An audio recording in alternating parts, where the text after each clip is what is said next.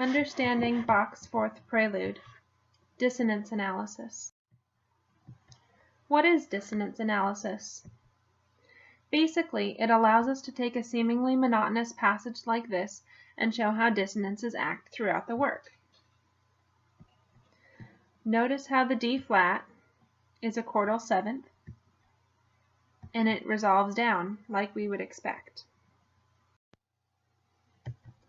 Dissonance Analysis 101. What is a dissonance? A dissonance is determined by figuring the interval above the bass, hence why this kind of notation will sometimes be called figured bass.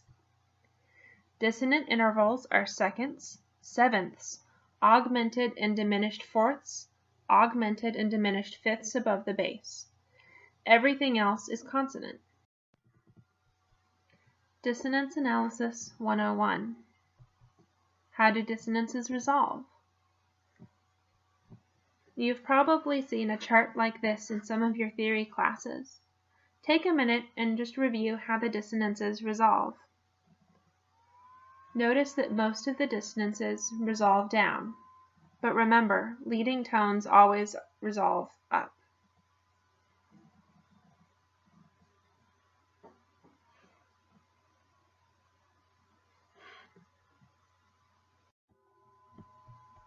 Symbols used in dissonance analysis. There are several ways to use the symbols below in a dissonance analysis, but today we'll keep it fairly simple. The dotted line shows how the dissonance is approached. It includes both unprepared and prepared dissonances. The dissonance will be circled in red. The red line shows where the dissonance is resolved.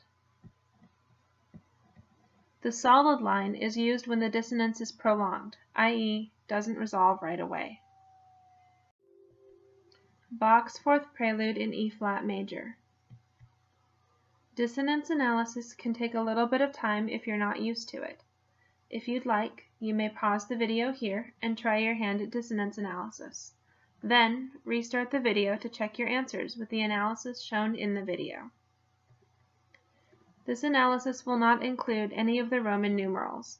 It is often beneficial to separate these two functions to get an analysis that reveals more. For further information on this, please consult the video about Roman numeral analysis in Bach's Fourth Prelude. You may need to watch this several times to absorb all the information, so you do your best to focus on one element at a time, and don't worry if it feels like it goes by quickly. It does. Bach's Fourth Prelude, a real-time dissonance analysis. After the video, we'll go over how this kind of analysis can help performance. Don't panic. The music is in bass clef, so more people can enjoy this video, but the audio recording is by the violist Helen Callis.